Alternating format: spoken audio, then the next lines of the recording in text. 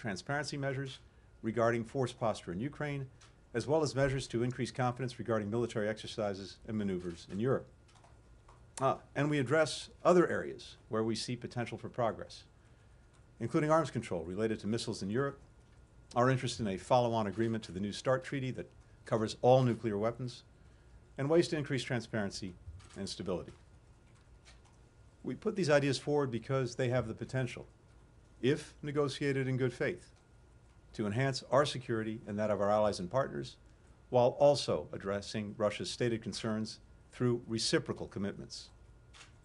Our response to Russia reflects what I said in Kyiv, Berlin, and Geneva last week. We're open to dialogue. We prefer diplomacy. And we're prepared to move forward where there is the possibility of communication and cooperation if Russia de-escalates its aggression toward Ukraine, stops the inflammatory rhetoric, and approaches discussions about the future of security in Europe in a spirit of reciprocity. Our responses were fully coordinated with Ukraine and our European allies and partners, with whom we've been consulting continuously for weeks. We sought their input and incorporated it into the final version delivered to Moscow.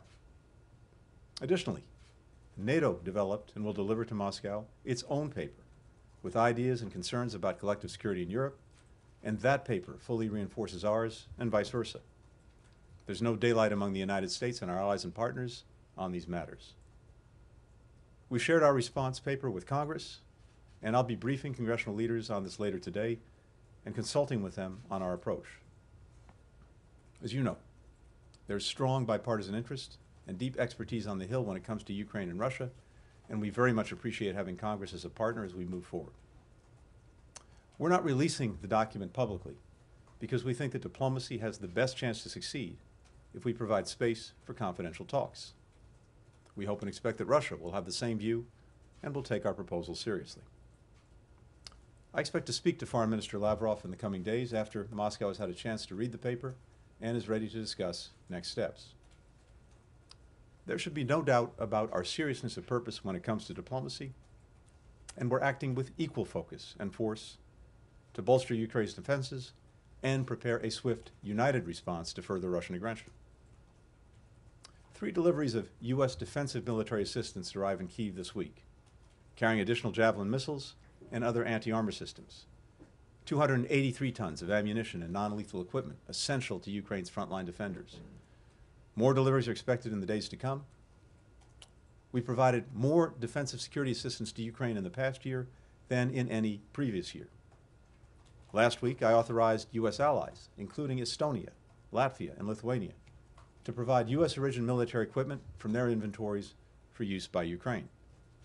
Also last week, we notified Congress of our intent to deliver to Ukraine the Mi-17 helicopters currently held in Defense Department inventories, 5 of them. Additionally, the Secretary of Defense announced on Monday that 8,500 U.S. service members currently stationed in Europe and the United States have been placed in heightened readiness to deploy to ensure that we're able to support the NATO response force swiftly if it's activated by the North Atlantic Council to harden the Allies' eastern flank. Other NATO allies have also announced steps that they're prepared to take, and we expect more in the coming days. We've taken this step out of prudence. We hope those forces don't have to be activated for deployment, but if they are, we will be ready. We're also continuing to coordinate with our European allies and partners on severe economic sanctions to hold Moscow accountable for its actions. We've developed a high-impact, quick-action response that would inflict significant costs on the Russian economy and financial system. As part of our response, we're also prepared to impose export controls that will have a longer-term effect, denying Russia products that it needs to fulfill its strategic ambitions. On top of all of that, our allies and partners are also stepping up to provide assistance to Ukraine in various and mutually reinforcing ways.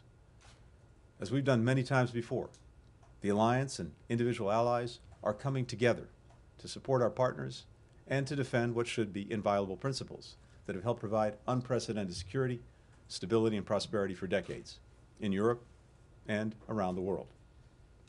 Finally, we're looking to support our allies and partners in dealing with the secondary negative consequences of Russia's destabilizing acts. For example, We know that Ukraine's economy and financial position is being affected by this crisis. And just as we're bolstering Ukraine's security, so too are we looking for how we can support its economy beyond the significant assistance we're already providing. Our European allies and partners are doing so as well. And that's another matter that I'll have an opportunity to discuss with Congress later this afternoon.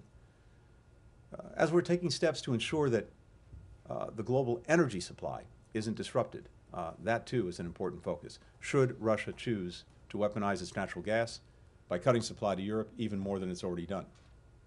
We're in discussions with governments and major producers around the world about surging their capacity.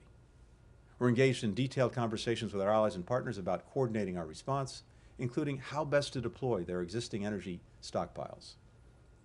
All this effort is aimed at mitigating price shocks and ensuring that people in the United States, Europe, and around the world have the energy they need, no matter what Russia decides to do. All told, our actions over the past week have sharpened the choice facing Russia now. We've laid out a diplomatic path. We've lined up steep consequences should Russia choose further aggression. We've stepped forward with more support for Ukraine's security and economy. And we and our allies and partners are united across the board. Now, we'll continue to press forward and prepare. It remains up to Russia to decide how to respond. We're ready either way. One final note before I take some questions. Regarding American citizens in Ukraine, as you know, earlier this week, I authorized the voluntary departure of a limited number of U.S. employees and ordered the departure of many family members of embassy personnel from Ukraine. This was a decision based on one factor only: the safety and security of our colleagues and their families. And given the continued massive buildup of Russian forces on Ukraine's borders, which has many indications of preparations for an invasion, these steps were the prudent ones to take. I want to be clear that our embassy in Kyiv will remain open, and we continue to maintain a robust presence to provide diplomatic, economic, and security support to Ukraine. The State Department has also issued an updated travel advisory due to the potential for security conditions to deteriorate rapidly and without warning if Russia invades or commits other destabilizing actions inside Ukraine. Our message now for any Americans in Ukraine is to strongly consider leaving using commercial or other privately available transportation options. These options remain readily available. And the embassy may extend loans to those who can't afford the cost of a commercial ticket. While the State Department will always seek to provide consular services wherever possible, Russian military action would severely impact our ability to perform that work. And if Russia invades, civilians, including Americans still in Ukraine, could be caught in a conflict zone between combatant forces. The U.S. government may not be in a position to aid individuals in these circumstances. This has long been the case in conflict zones around the world. So, while we don't know whether Russia will continue its aggression toward Ukraine, either way, we have a responsibility to provide this notice to Americans there. And with that, happy to take some questions. Hi, thank you, Mr. Secretary.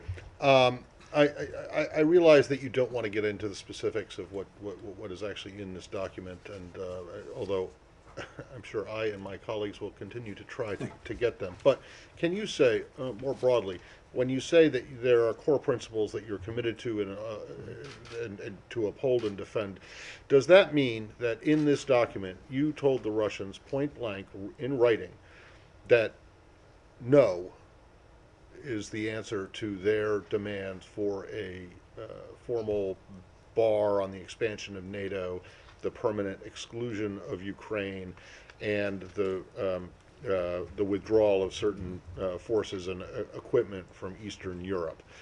Is that what this says? Is there anything different in this document than what we have heard publicly over the course of the last couple of weeks?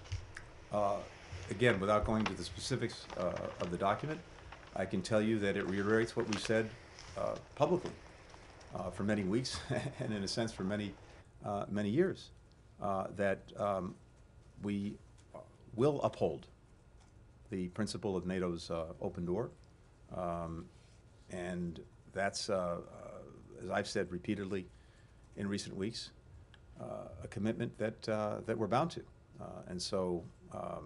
The document, as I said, makes very clear some of the basic principles that we are standing by, committed to, and will uphold, much of which has been stated in public, including by me in recent days and weeks, and that goes to NATO's open door policy. So you would say that it is accurate to say that there are no concessions in this? This isn't about concessions. Well, there is no change in the U.S. and NATO position in this document. First of all, there is no change. There will be no change. Second, we reiterate that principle. Of course, it is for NATO, not the United States unilaterally, to discuss the open door policy. These are decisions that NATO makes as an alliance, not the United States unilaterally. But from our perspective, I can't be more clear. NATO's door is open, remains open, and that is our commitment. Thank you. Margaret? Thank you. Thank you, Mr. Secretary. Do you have any reason to believe then that the document that was submitted will in any way lessen the chance of Russian action, or was this just to show you tried?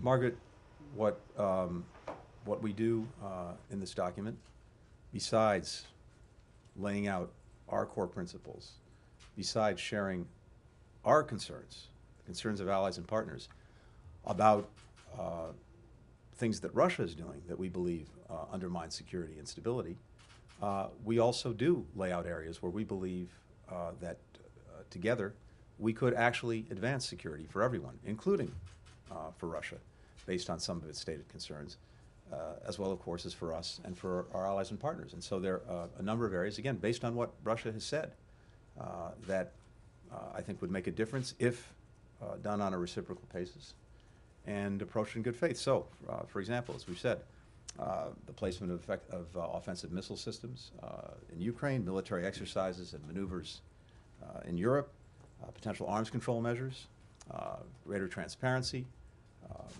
various measures to reduce risks. All of these things would address, I think, mutual concerns, including concerns stated by Russia, and advance collective security. So I think there are important things to work with if Russia is serious about working with them. And that is up to President Putin. We'll see how they respond. But there's no doubt in my mind that if Russia were to approach this seriously and in a spirit of reciprocity, with the determination to enhance collective security for all of us, there are very positive things in this document that should be pursued. We can't make that decision for President Putin. Only he can make it. But this is an offer to begin negotiating? We've said throughout, and we of course started this process with the conversations that took place in our strategic stability dialogue with Russia, between Russia and the United States, about 10 days ago, at the NATO-Russia Council, at the Organization for Cooperation and Security in Europe, that again, we understand Russia has stated concerns about security. We have our own very clear concerns about security and the actions that Russia is taking that undermine it. And we are prepared to discuss and, if appropriate, eventually negotiate steps to enhance everyone's security. And I've laid out some of the areas where we think we could do that. But right now, this is about the areas and ideas that we could pursue. And we'll see how Russia responds. Ben? Thank you. Secretary, have you considered that Russia is just buying time till they're in a place to invade Ukraine, making you jump through hoops like hand-delivering written responses to questions that you've answered time and time again in the past? And meanwhile, they're destabilizing Ukraine from within, the economy's crumbling, you're spending hundreds of millions of dollars shoring them up. At what point do you stop playing Russia's game and take preemptive action now? So Ben, first, we're, as you know, not standing still, and we can walk and chew gum at the same time, and that's very much what we've been doing. So we've been clear to Russia that there are two paths, a diplomatic one, but also a path of defense and deterrence, and if Russia chooses aggression, a path that will lead to massive consequences. And so even as we've been engaging in the diplomacy, which is my job and responsibility, we have been very resolutely preparing for Russia to take the other path, the path of aggression. And as I laid out, the work that we've done over the past couple of months in bringing allies and partners together around massive consequences for Russia should it renew its aggression, and the very detailed work that's been done on that.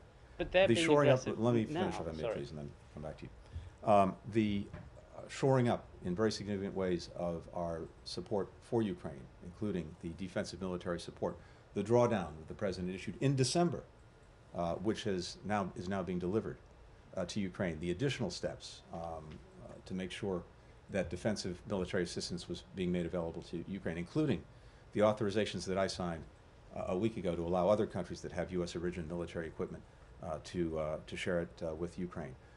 The work we're doing to bolster Ukraine's economy, the work we're doing to shore up Europe on energy if there are disruptions as a result of conflict. And, of course, the orders that the President gave, the Secretary of Defense gave earlier this week to make sure that we are fully prepared on a moment's notice to reinforce NATO's eastern flank in the event of renewed Russian aggression. All of those things have been happening very deliberately and effectively over the last many weeks. So these two paths and the approach that we've taken, these are mutually reinforcing. The work that we're doing on defense, on deterrence, bringing allies and partners together, I think reinforces our diplomacy. And at the same time, it's very important that we pursue the diplomacy, whether or not, you may well be right, that Russia's not serious about this at all.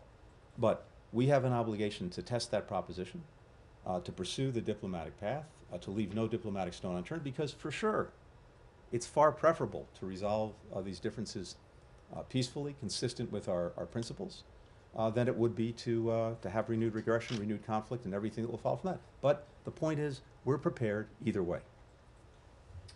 Mark. Hello, Mr. Secretary. I just want to ask you a little bit about the unified approach with Europe. Mhm. What do you make of Germany's stance? For example, they ruled out sending lethal weapons to Ukraine. They prevented Estonia from delivering arms. And today, there was news out that they're sending helmets to Ukraine. A delivery Kiev mayor said was a joke. Would you say that you're happy or satisfied with Germany sending helmets to Ukraine instead of arms shipments? And if I may just ask about President's comments yesterday, he said that he would consider sanctioning Putin personally if he decides to invade. How advanced are these plans? And then again, going back to unity with Europe, has the United States discussed this with Europe, and are they on board? Thank you. First, let me say as a general matter, and I at the risk of patting ourselves on the shoulder, I have to say I was struck when I spoke to the Foreign Affairs Council of the European Union a couple of days ago, that partner after partner, this was in the EU context, but I've heard the same thing at NATO, referenced and the word that was used was unprecedented coordination and consultation with allies and partners on this issue and on this challenge. And one result of that unprecedented coordination and consultation is, as I see it, very strong solidarity in terms of the consequences that will befall Russia if it renews aggression against Ukraine. And that is across the board. And that includes Germany. And I was just in Germany, as you know very well, meeting with Chancellor Scholz and spending a lot of time with my German counterpart, Foreign Minister Baerbock. And as I said before, I'm absolutely confident in German solidarity in being together with us and other allies and partners in confronting renewed Russian aggression against Ukraine. Now look, different countries have different authorities, they have different capabilities, they have different areas of expertise, and we're bringing all of those to bear, but doing it in a way that is complementary. And it speaks to the shared commitment that we have to defend Ukraine's territorial integrity, its sovereignty, and its independence. When it comes to sanctions, I think as you heard the President say, everything is on the table. I can tell you this. The steps that we will take together, swiftly, will go directly to things that President Putin cares deeply about. including Russia's ability to engage economically and financially, including its ability to develop technology for the sectors that it cares most about, like defense, like high tech. And as the President said, everything is on the table, and I'll leave it at that. Take a final question from Kelly. Secretary, I was just wondering if this document should be considered a proposal from President Biden to President Putin, and if you can also shine a little bit of light on President Biden's role in crafting this message. Sure. Holly, again, the document that we've shared with Russia today does a few things. First and foremost, it states very clearly the principles that we're committed to and that we will defend one way or the other. Second, it lays out our own concerns and allied concerns about actions that Russia has taken, is taking, not just with regard to Ukraine, but more broadly in the European theater that we believe undermines security. Third, it addresses concerns that Russia raised in the document that it provided to us a couple of weeks ago. And finally, it suggests areas where, based on reciprocity, we believe we could advance our collective security, again, in ways that address our concerns and in ways that address some of Russia's concerns. That's what this does. It's not a formal negotiating document. It's not explicit proposals. It lays out the areas and some ideas of how we can together, if they're serious, advance collective security. President Biden was intimately involved in this document.